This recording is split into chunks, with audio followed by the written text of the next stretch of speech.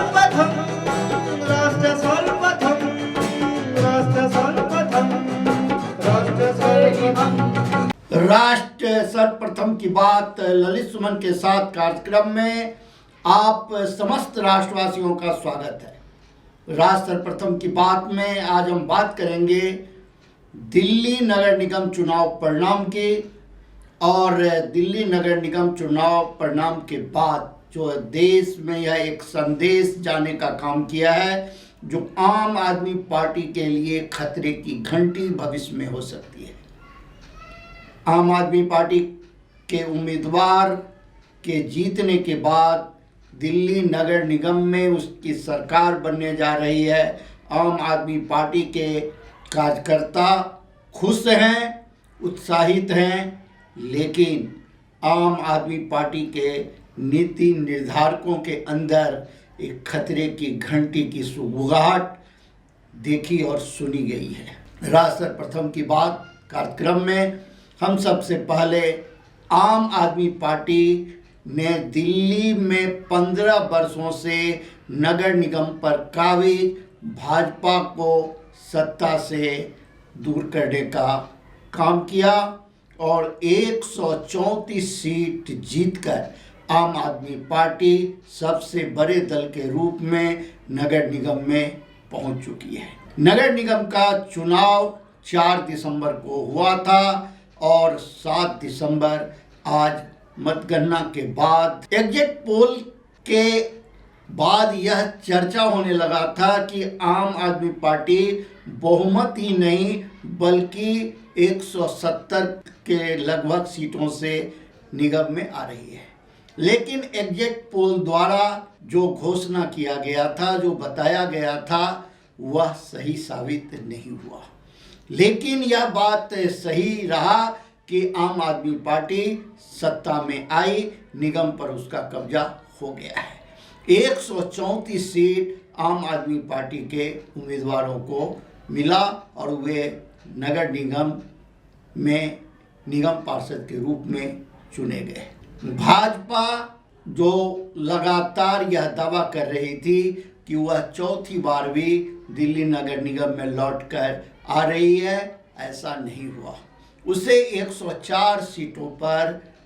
जनता ने समेट दिया और अब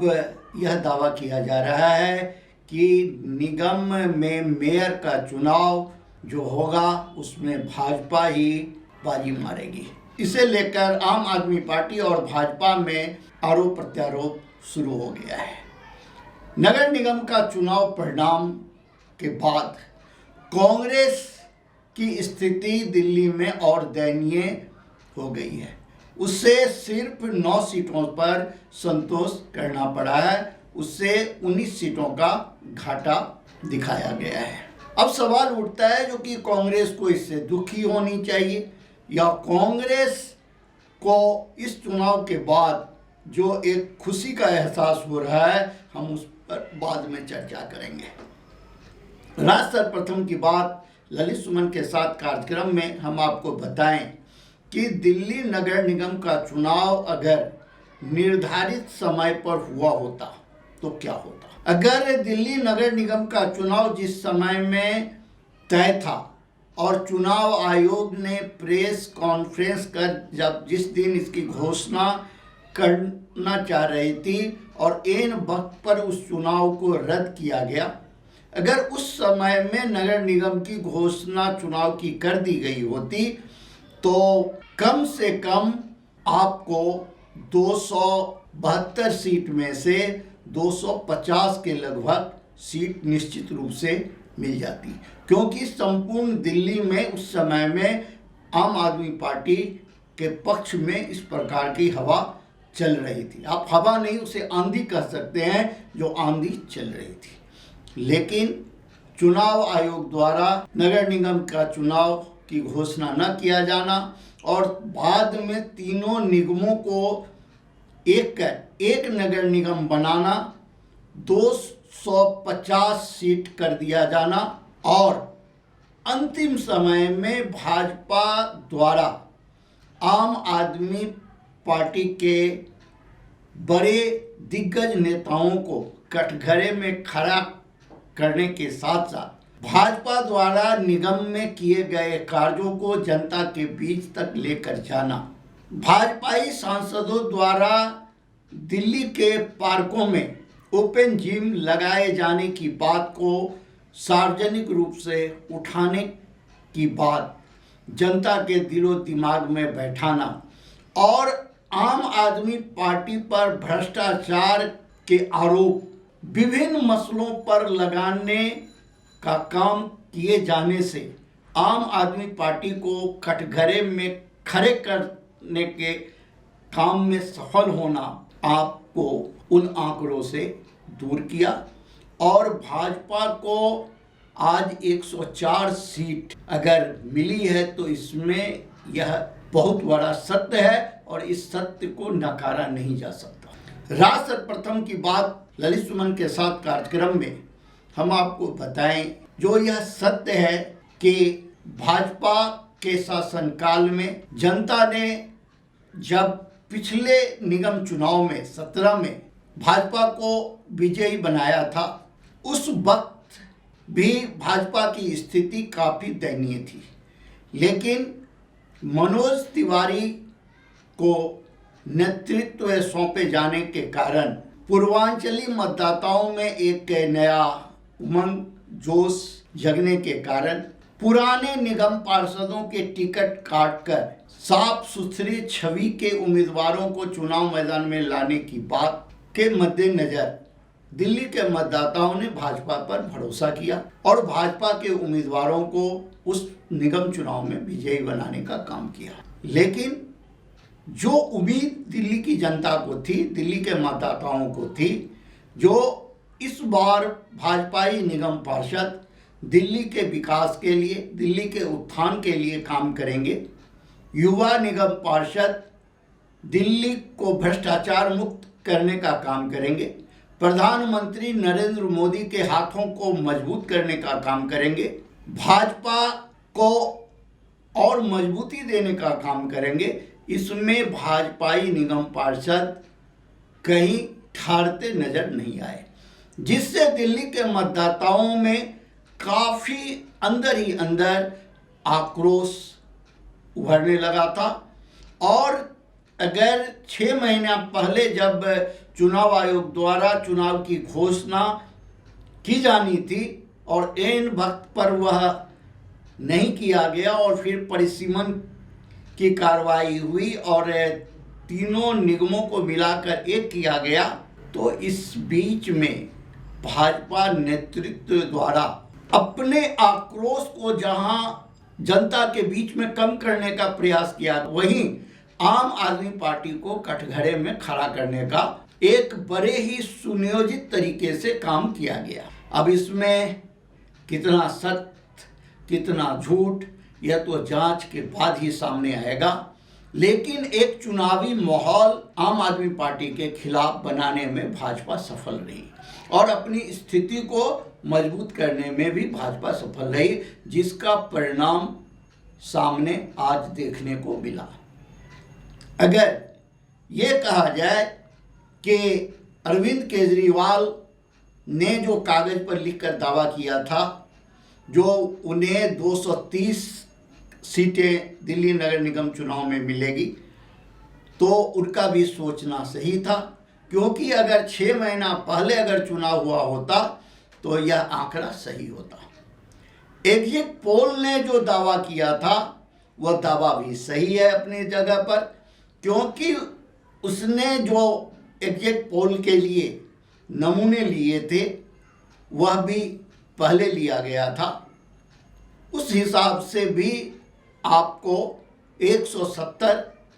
180 के बीच सीट मिलने की संभावना थी, लेकिन इन 7 दिनों में चुनाव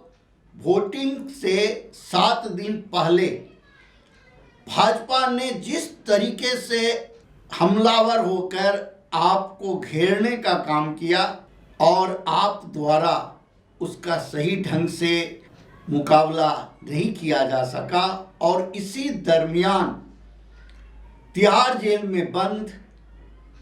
स्वास्थ्य मंत्री सत्येंद्र जैन का वह वीडियो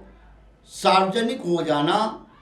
जो वो जेल में मसाज करा रहे हैं, उनके बैरक में कई लोग बैठे हुए हैं, घूम रहे हैं, पानी की बोतलें प्लस उनके खाने की चर्चाएं, न्यायालय द्वारा जो है सो उन सभी मामलों की जांच, एलजी द्वारा एक कमेटी का गठन किया जाना, फिर जांच रिपोर्ट आना, जांच रिपोर्ट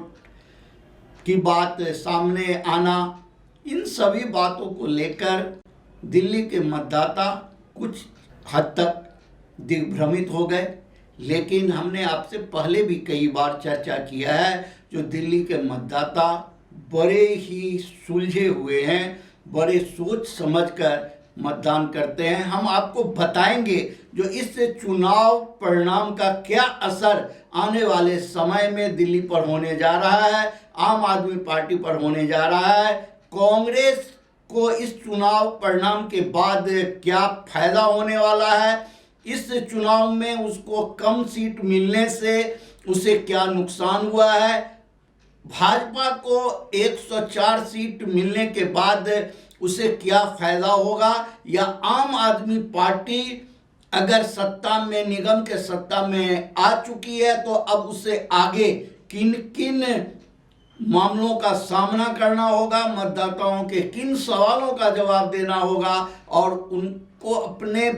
भविष्य की राजनीति के लिए क्या कदम उठाने होंगे, इन सभी बातों पर हम आपसे लगातार बात करते रहेंगे, आपको बताते रहेंगे। आप कहीं जाए नहीं, एक छोटा सा ब्रेक के बाद हम फिर आपसे बात करते हैं इन मुद्दों पर। This programme is sponsored by Shreya furnishing, unit of Nirmals. सातों दिन आपकी सेवा में, हमारे यहाँ कम से कम दाम पर कपड़े उपलब्ध हैं।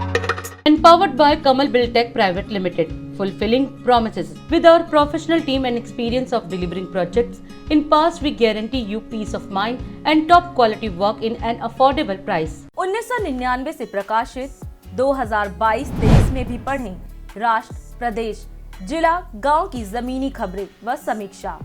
आप भी जुड़े सकारात्मक मीडिया टीम से। प्रिंट, वेब, सैटेलाइट मीडिया का सकारात्मक टीम का हिस्सा मदर इंडिया पत्रिका के माध्यम से बने। 27वें वर्ष में आपकी लोकप्रिय समाचार पत्र इंडिया दर्पण का प्रवेश। आप भेजते रहे अपने क्षेत्र की खबरें।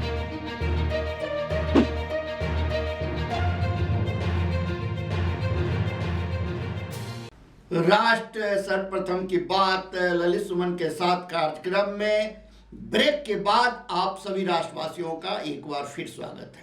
ब्रेक पर जाते समय हम बात कर रहे थे दिल्ली नगर निगम चुनाव परिणाम, और उस चुनाव परिणाम के बाद क्या होगा आगे, हम इस पर चर्चा करेंगे। सबसे बड़ी बात यह है कि दिल्ली में कांग्रेस और भाजपा के बाद आम आदमी पार्टी का उदय हुआ था भ्रष्टाचार के खिलाफ एक सशक्त पार्टी के रूप में, और आम आदमी पार्टी से यह उम्मीद किया जा रहा था कि वह दिल्ली में व्याप्त भ्रष्टाचार को समाप्त करने का काम करेगा। लेकिन जो स्थिति अब सामने लगातार आ रही है और आरोप भाजपा ने इस चुनाव में आप पर लगाया है, इन सभी सवालों का जवाब जो है आने वाले समय में आपको देना होगा, क्योंकि मामला जांच में है और न्यायालय में है। आम आदमी पार्टी निगम के चुनाव में निश्चित रूप से भाजपा को हराने में सफल रही है, और कांग्रेस के भी सीट निगम में घटे हैं। कांग्रेस के कद्दावर नेता जिस पर कांग्रेस ने भरोसा किया और निगम में उन्हें अपना नेता बनाए रखा, मुकेश गोयल को, वे मुकेश गोयल भी कांग्रेस का हाथ छोड़ आपका दामन चुनाव से पहले थाम। मजे की बात यह है जो कि मुकेश गोयल के ऊपर भी एक स्टिंग ऑपरेशन आया और उसमें उनके ऊपर रिश्वत की मांग का आरोप लगाया गया, लेकिन जनता ने इस बात को नकार दिया और मुकेश गोयल चुनाव जीतने में सफल रहे हैं। अब आप इससे अंदाजा लगा सकते हैं जो दिल्ली के मतदाता कितने सुलझे हुए हैं, वे किसी भी आरोप को किस हद तक लेते हैं और सच्चाई को किस गंभीरता तक समझने का प्रयास करते हैं। दिल्ली भारत की राजधानी ही नहीं बल्कि एक प्रदेश की राजधानी भी है और यहाँ से जो हवा चलती है वह संपूर्ण देश में यह जाती है और एक संदेश देने का काम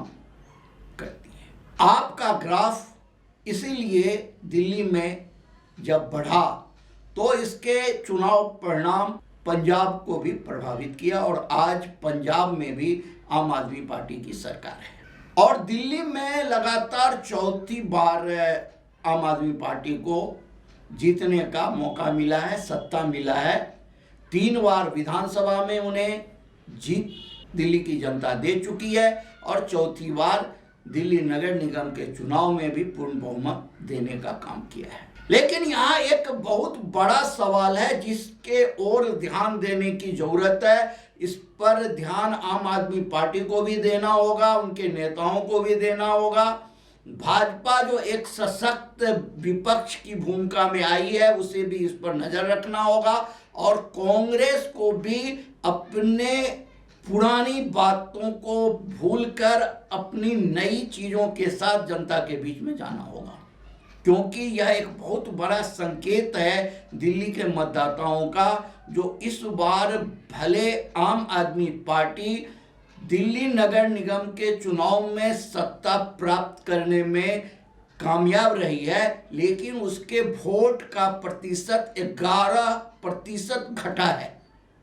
जो उसे विधानसभा चुनाव में जितने मत मिले थे उससे 11% कम मत मिला है और वह मत जो है सो पुनः ट्रांसफर हो गया है कांग्रेस की ओर। अगर कांग्रेस का वोट काटकर कांग्रेस को धूल चटाकर आम आदमी पार्टी दिल्ली की सत्ता में आई तो अब यहां से इस निगम चुनाव के बाद यह आम आदमी पार्टी के लिए खतरे की घंटी है, क्योंकि उसके मत प्रतिशत घट रहे हैं और वो मत प्रतिशत भाजपा की ओर नहीं जाकर पुनः कांग्रेस की ओर लौटने लगी है। अगर यही ट्रेंड चलता रहा तो आने वाले समय में आम आदमी पार्टी को दिल्ली में ही सबसे अधिक नुकसान होगा, जो अभी 2% और मत प्राप्त कर अपनी पार्टी को राष्ट्रीय दल बनाने की योजना पर काम कर रही है, उससे दिल्ली में ही घेरने में कांग्रेस सफल हो जाएगी। और एक बार अगर दिल्ली में आम आदमी पार्टी को सत्ता से विमुख होना पड़ा तो इसके परिणाम बड़े दूरगामी होंगे। राष्ट्र प्रथम की बात ललित सुमन के साथ कार्यक्रम में हम आपको बताएं कि दिल्ली नगर निगम का चुनाव बड़ा ही महत्वपूर्ण होता है। दिल्ली नगर निगम बड़ा ही महत्वपूर्ण एजेंसी है, क्योंकि जन्म से लेकर मृत्यु तक सीधा संबंध दिल्ली के आम लोगों का दिल्ली नगर निगम से है। चाहे वह किसी के घर में बच्चे का जन्म हो तो जन्म प्रमाण पत्र बनाने की बात हो, या किसी के घर में किसी बुजुर्ग की मौत हो या और कोई मौत हो तो मृत्यु प्रमाण पत्र बनाने की जिम्मेवारी भी नगर निगम के पास है। आपके क्षेत्र के गलियों पार्कों के रख रखाव की सारी जिम्मेवारी नगर निगम के पास है। हाउस टैक्स नगर निगम के पास है, लाइसेंसिंग नगर निगम के पास है। कुल मिलाकर के अगर आप ये कहा जाए जो कि दिल्ली की बागडोर दिल्ली नगर निगम के पास होती है तो यह गलत नहीं होगा। दिल्ली सरकार के पास बड़ी सड़कें, बड़ी नाले, बिजली और पानी, ये 4 बहुत महत्वपूर्ण विभाग होता है। उसके अलावा रेवेन्यू डिपार्टमेंट भी दिल्ली सरकार के पास है। अब जब दिल्ली में आम आदमी पार्टी की सरकार है और निगम में भी आम आदमी पार्टी की सरकार बन गई है, तो अब आम आदमी पार्टी के पास भागने का कोई रास्ता नहीं है जो वह किसी दूसरे दल पर आरोप लगाकर या उसे काम नहीं करने देने की बात कहकर मतदाताओं को वह बच के निकल जाए, ऐसा कोई रास्ता नहीं बचा है। अब नगर निगम का मसला हो या दिल्ली सरकार का मसला हो, सिर्फ लॉ एंड ऑर्डर को छोड़कर सारी की सारी कार्रवाई करने का अधिकार दिल्ली सरकार और दिल्ली नगर निगम के मुखिया अरविंद केजरीवाल, जो आम आदमी पार्टी के संयोजक हैं, उनका सीधा दायित्व बनता है। और अब उन्हें कोई बहाना नहीं बनाने देगी दिल्ली की जनता, और उन्हें दिल्ली के विकास के लिए उन्होंने जितने भी वादे किए हैं, जितने भी सपने दिखाए हैं, उसे साकार करना होगा। दिल्ली में एक बहुत बड़ी समस्या है और बहुत गंभीर समस्या है, और इस लॉबी से लड़ना किसी भी सत्तारूढ़ दल के लिए इतना आसान नहीं होता, और जिसकी चर्चा करीब करीब इस चुनाव में भी सभी दलों ने किया है, और आम आदमी पार्टी द्वारा बड़े ही एग्रेसिव ढंग से इस मुद्दा को उठाया गया और लिंटर माफियाओं पर आरोप लगाया गया, भ्रष्टाचार के मुद्दे निगम पर उठाए गए। अब सवाल यह उठता है कि यह लिंटर माफिया है क्या, और इस पर रोकथाम के लिए क्या किया जा सकता है, और कैसे आम आदमी पार्टी की सरकार इस पर रोकथाम कर पाएगी, और अगर वे इससे रोकने का काम करेगी तो उन्हें किन किन मुसीबतों का भविष्य में सामना करना पड़ेगा, और अगर वे ऐसा नहीं कर पाए तो फिर आगे उन्हें विधानसभा और लोकसभा चुनाव में मतदाताओं के सामने वो जाएंगे तो फिर कैसे जाएंगे। दिल्ली में अवैध निर्माण और अतिक्रमण एक बड़ा ही गंभीर समस्या है। यह एक ऐसी समस्या है जो संगठित अपराध करती है, संगठित अपराध का रूप धारण कर चुका है। इसमें बिल्डर लॉबी, भ्रष्टाचारी, काला धन रखने वाले, उन्हें संरक्षित करने वाले, चाहे वह राजनेता हों, अभिनेता हों, जो भी हों, इन सभी का एक संगठित गिरोह है जो दिल्ली में बड़े बड़े निर्माण करते हैं और बड़े पैमाने पर सरकार को इससे रेवेन्यू का लॉस होता है, लेकिन उस पर कार्रवाई नहीं होती। खाना पूर्ति के लिए गरीब लोगों के ऊपर या जो एक दो कमरे का मकान बनाते हैं, दुकान बनाते हैं, उनके ऊपर कार्रवाई होती है। यह सिलसिला काफ़ी पुराना है और यह कांग्रेस के शासनकाल में भी था और बीजेपी के शासनकाल में भी चलता रहा। अब आम आदमी पार्टी यह दावा कर रही है कि वह लिंटर माफियाओं के ऊपर कार्रवाई करेगी, उनके निगम पार्षद अवैध निर्माण और अतिक्रमण से नगर निगम को मुक्त करेंगे। अभी आप देखना बहुत बड़ी बात होगी कि आखिर वह इसके लिए क्या कदम उठाते हैं, और अगर उनके निगम पार्षद थोड़ा भी इधर से इधर हुए तो गृह मंत्रालय भारत सरकार के अंतर्गत आता है और आने वाले समय में कई निगम पार्षद रिश्वत लेते हुए जो है सो गिरफ्तार होंगे। पहले भी इस तरीके की घटनाएं हो चुकी है। राज सर्वप्रथम की बात ललित सुमन के साथ कार्यक्रम में हम इस मुद्दे पर आगे भी चर्चा करेंगे। हम आपको बताएं कि कल फिर एक बड़ा महत्वपूर्ण दिन है जब दो प्रदेशों का चुनाव परिणाम आपके सामने होगा। वह है प्रधानमंत्री नरेंद्र मोदी जी का गृह क्षेत्र गुजरात और हिमाचल, दोनों जगह के चुनाव परिणाम कल आएंगे और सभी लोगों को इंतजार है इस बात का कि गुजरात का चुनाव परिणाम क्या होगा, हिमाचल का चुनाव परिणाम क्या होगा। राज सर्वप्रथम की बात ललित सुमन के साथ कार्यक्रम में हम आपको ये बता दें जो कि आज से पार्लियामेंट का सेशन भी शुरू हो गया और राज्यसभा में उपराष्ट्रपति जगदीप धनखड़ जी ने आज पहला